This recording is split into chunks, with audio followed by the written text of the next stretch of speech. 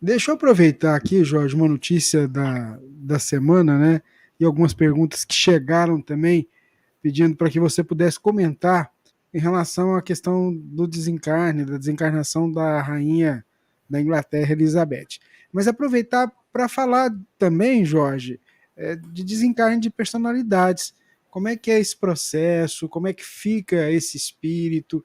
A missão desses espíritos? Porque ninguém chega numa situação como essa sem ter uma utilidade para o alto. Então, o pessoal queria que você falasse um pouquinho sobre isso. A rainha da Inglaterra foi a rainha mais longeva, do reinado mais longevo, né, que a Inglaterra já teve 70 anos no poder. E em que pese ela ter tido todo esse tempo participando da história da humanidade, ela tem uma quantidade muito grande de admiradores e ela conseguiu, apesar da posição de rainha, que é uma posição de muito prestígio, autoridade e poder, ela conseguiu passar uma imagem de uma pessoa mais simpática, principalmente no reinado, no final do seu reinado, quando ela, na verdade, já foi diminuindo a presença dela, você vai vendo ela tem um carisma muito grande. Então isso ajuda, porque é muito ruim quando você tem um monarca que ele não tem carisma e ele desenvolve uma aversão nas pessoas. E aí, agora, nessa transição, é até esperado que as pessoas tenham muita dificuldade de se adaptar com o novo rei, porque ela ficou muito tempo. Então, havia, de certa maneira, uma certa identidade. Inglaterra, Rainha Elizabeth. Então, a humanidade vai precisar de um tempo para se adaptar com o novo rei, seu filho e tal. Agora, essas entidades que reencarnam na Terra para terem experiências desse tipo, elas estão expostas a muitos perigos. O poder, ele é muito perigoso para o espírito, porque ele abre as portas para uma série de desequilíbrios, a uma série de perturbações. Se o espírito não sabe aproveitar essa oportunidade, ele pode se perder completamente. Então, às vezes a gente diz assim, eu queria muito ter poder, ter riqueza. A prova da riqueza, segundo o livro dos Espíritos, é muito mais perigosa do que a prova da pobreza, porque ela abre muito mais portas de desequilíbrio do que a pobreza em si.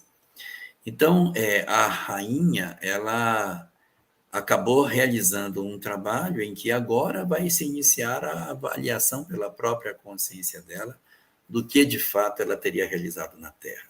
Nós, à distância, sem privarmos da intimidade dela, não conseguimos saber se ela realmente chega ao mundo espiritual plenamente vitoriosa, porque isso é uma questão de fórum íntimo.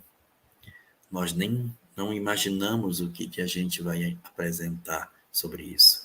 Nós temos no livro O Evangelho segundo o Espiritismo, a mensagem Uma Realeza Terrestre, que fala de uma nobreza que do mundo espiritual agora pedia favores para alguém que, quando na Terra, ele era muito obscuro e que agora apresenta-se para ela como uma pessoa muito superior e ela, em que pese ter sido uma realeza, está numa condição de subalternidade.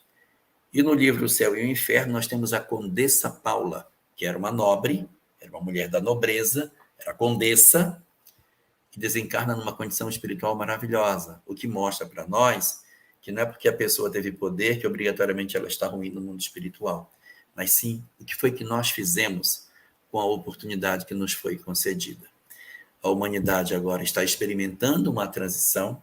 A Rainha Elizabeth está entregue à sua própria consciência para que ela inicie o processo de reflexão pessoalíssimo diante daquilo que a vida lhe concedeu para fazer, e a nós o que cabe.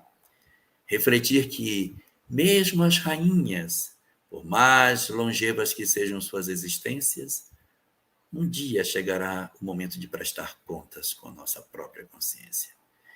Que a desencarnação dela nos leve a pensar que um dia também será a nossa vez e que a gente esteja com a nossa mala pronta, com as nossas questões bem resolvidas em termos de convivência e de decisões da vida, para que a nossa chegada no mundo espiritual, o nosso encontro com a nossa consciência, que ninguém sabe o que vai acontecer, porque é uma questão muito íntima, a gente consiga ter êxito nessa nossa chegada do lado de lá.